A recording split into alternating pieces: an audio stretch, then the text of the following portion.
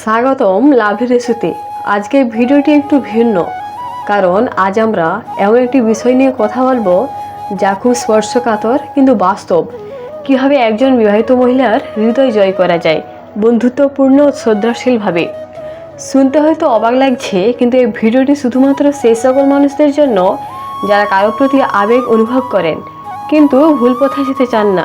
ভিডিওটি একবারের শেষ পর্যন্ত দেখুন, কারণ আজকে 3টি কৌশল যদি আপনি সত্যি বোঝেন, তাহলে আপনি শুধু একজন নারীর মন নয়, নিজেকেও নতুনভাবে আবিষ্কার করবেন। একটা বিষয় স্পষ্ট করে নিই, এই ভিডিও কোনো অবৈধ সম্পর্ক গড়ে তোলার পরামর্শ দেয় না। আমরা এখানে আলোচনা করব মানবিক যোগাযোগ, আবেগ বোঝা এবং বন্ধুত্বের গভীরতা নিয়ে। একজন বিবাহিত নারী ও একজন মানুষ, তারও অনুভব আছে, তারও হাসার ইচ্ছে হয়, কাঁদতে মন চায়, বন্ধুত্ব পেতে মন চায়। তাই চলুন শিখি কিভাবে একজন নারীকে সম্মান দিয়ে তার বন্ধু হয়ে তার মন জয় করা যায়। নাম্বার 1, বিশ্বাস তৈরি ও শ্রদ্ধাশীল যোগাযোগ। প্রথম কৌশল হলো ভালো শ্রোতা হওয়া ও নিয়মিত কিন্তু চাপহীন যোগাযোগ। একজন বিবাহিত নারী সাধারণত অনেক দায়িত্বে জড়িত থাকেন, সংসার, পরিবার, সমাজ। যেখানে কেউ যদি এসে তাকে শোনে, তার কথা মনোযোগ দিয়ে শুনে, সেটাই হয়ে দাঁড়ায় ভিন্ন কিছু। তাকে প্রশ্ন করুন, আপনার দিনটা কেমন গেল। তার কথার মধ্যে আন্তরিক আগ্রহ দেখান, কোনো রকম জাজমেন্ট করবেন না। হোয়াটসঅ্যাপ বা মেসেঞ্জারে খুব ব্যস্ত না করে সময় বুঝে কথা বলুন, মুখে নয় কাজে শ্রদ্ধা দেখান, সে অনেক দূরে যেতে পারে। নাম্বার 2, স্মার্ট সহানুভূতি। দ্বিতীয় কৌশল হলো সহানুভূতিশীল কিন্তু বুদ্ধিমান আচরণ। সহানুভূতির মানে তার কষ্ট বোঝা, কিন্তু নিজেকে তার দুঃখে উদ্ধারকর্তা ভাবা নয়।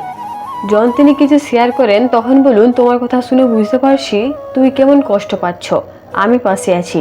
তার অনুভূতির মূল্য দিন, কিন্তু তাকে কখনোই দুর্বল ভাববেন না। একজন বিবাহিত নারী হয়তো বলবেন, আমি খুব একা বোধ করি আজকাল। আপনি বললেন, আমার শরীর খারাপ লাগছে। তুমি যা চাচ্ছ সেটা পাওয়া উচিত। আপনি সহানুভূতি দেখালেন, কিন্তু কোনো সীমানা অতিক্রম করলেন না। নাম্বার 3, ব্যক্তিত্বে প্রভাব বিস্তার করা। আপনি যদি একজন সৎ, আত্মবিশ্বাসী, নিজের লক্ষ্য নিয়ে থাকা মানুষ হন, আপনি যে কোনো নারীর কাছেই সম্মান পাবেন। নিজের জীবনের লক্ষ্য ঠিক রাখুন, কখনোই অতিরিক্ত সময় দিতে যাবেন না, বরং ব্যস্ততার মাঝে সময় বের করুন।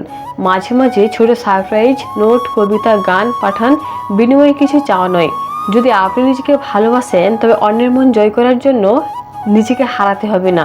তো বন্ধুরা, আজ আমরা 3টি মূল কৌশল শিখলাম। 1, বিশ্বাস তৈরি ও শ্রদ্ধাশীল যোগাযোগ।